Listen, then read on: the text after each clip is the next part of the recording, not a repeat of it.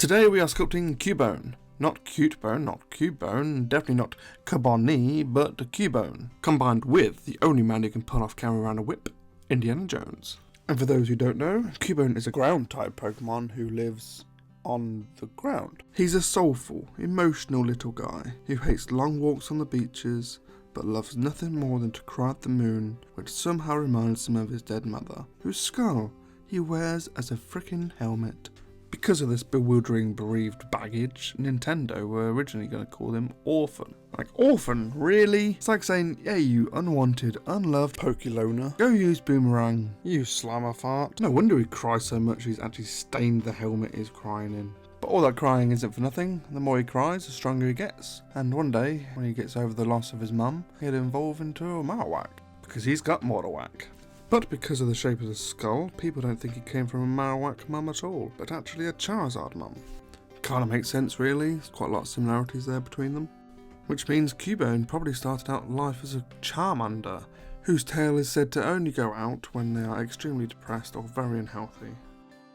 Perhaps he cried so much from taking the skull of his mother's corpse that the tears just doused his flame, turning him into a Cubone. Or maybe he never had his tail lit in the first place by his mother's art, which never gave him the bright orange body and fire-breathing organs needed to protect himself, so he used only what he had near him, which was apparently a lot of bones. Training to master Bone Fu, and even defy physics by somehow making a normal straight bone boomerang back to him. But in my iteration, I like to think that Indiana Jones was one day searching the Pokemon realm for an ancient Mew artifact or something, leading him to a network of dark caves, with only a little Litwick on a stick to light his way. Encountering and fighting Zubat after frickin' Zubat, with only his whip flicking them back. Being continuously tripped over by Geodudes, disguised as normal rocks grabbing his feet as he walked, followed by their echoing snickering. And finally, after an extremely narrow escape from a rolling golem, he stumbled across the wrong cave to find a sleeping Charizard curled up on the top of a rocky mound, protecting what he assumed was treasure, hearing that all dragons hold gold, and so pressed on to defeat his fiery foe and claim his prize. Indiana is not one to waste time, expending effort to battle her and knock the Pokemon out like normal people do. So, he cracked his whip around her snoring snout, so she would not use flamethrower on him. The giant lizard awoke, shocked and struggling, eyes filled with fear. She instantly tried to roar and breathe fire, but the whip's grip was unforgiving. Desperate, she opened her wings to blow away the threat, but that's what Indiana was waiting for her to expose her chest before taking the shot directly at her heart. It only took one bullet for the legendary explorer to end the innocent beast's life. He cautiously climbs the mound, uncurling the Charizard's tail, only to his shock to find not gold, but a batch of unbroken baby eggs, and a single empty egg. Out of sight, a recently hatched Charmander at the rim of the mound finds his mother laying on the floor, unresponsive, tears welling in his eyes. Having seen what happened, he scrambles for something to defend himself with, but there are no loose stones, nothing blunt, nothing sharp. He stares at the open bullet wound, spotting a broken bone. Reluctantly, Charmander rips the rib bone out of his mother's chest. He climbs on top of her, while Indiana is bagging up the eggs as his second prize. This is it. He has to protect his brothers and sisters. He's also terrified at the thought of being alone. The Charmander uses the still warm, bloody rib to strike a blow at the unaware thief's head. He falls down instantly, unconscious, but Charmander doesn't relent. He can't risk it. With raw terror, he pounds and he pounds, wailing the entire time, until there's little more than mush on some shoulders. After, fearing for his safety, he uses the sharp end of his bone to remove his mother's skull for protection from any other humans that may come while he protects his siblings. He sits by them and waits days, and eventually days become weeks. He waits so long, his skin colour fades to a dull brown from the lack of sunlight. He needs consoling. He needs companionship. He needs his brothers and sisters to hatch. But no matter how hard he tries, hugging them tightly, rubbing them, wrapping the dead human's clothes around them, he is unable to keep them warm, having never received the necessary first flame from his mother. And so, he sobs relentlessly over the family he never had and the brutality he was born into, ashamed that his first act on this earth was murder. He keeps the skull helmet to remember the mother and family that was taken.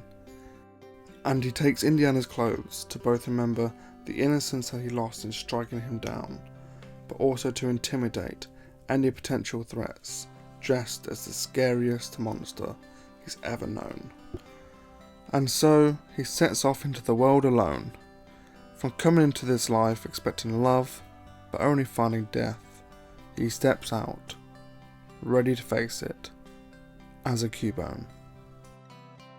It's stories like these that makes creating characters so much fun. Sculptures you make for yourself don't have to be technically perfect, they just have to make you smile, no one else. As you work, you can build your own backstory for them, the world they live in, the time, what their character is like, their motivations, drives, emotions, the flaws and skills that sets them apart. Are they a lone wolf or are they in love? You decide. You can find ways to express anything when you put your mind to it. This guy's come out pretty much how I wanted him to, and I had a great time doing it. I think I would have put a little more thought into his whip next time, and maybe use a less glossy paint. But I'm happy enough with how this looks. I mean, you get the idea. I'm quite the Pokemon lover, so you may see a few more projects like this in the future. I've already got one in the chamber, ready to go. Can't wait for you guys to see that one. As of recording this, it is mid-May.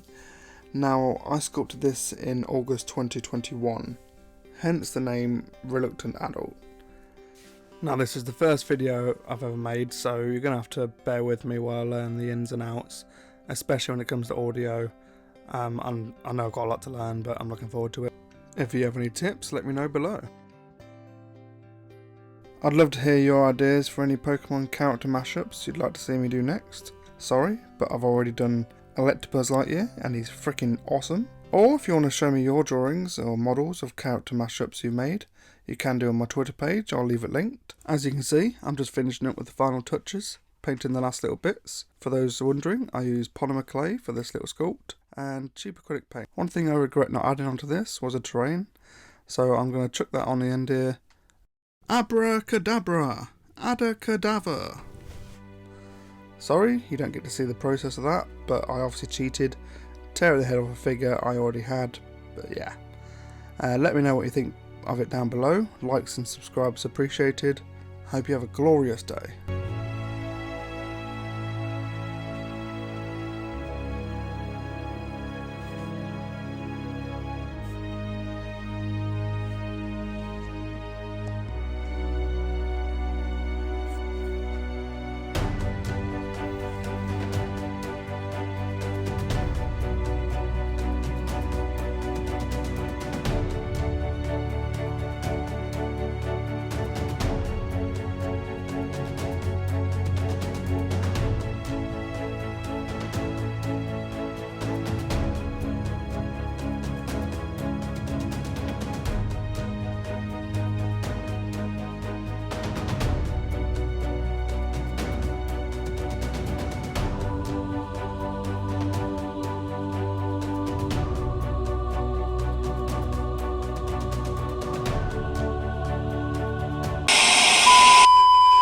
Their character, motivations and drives.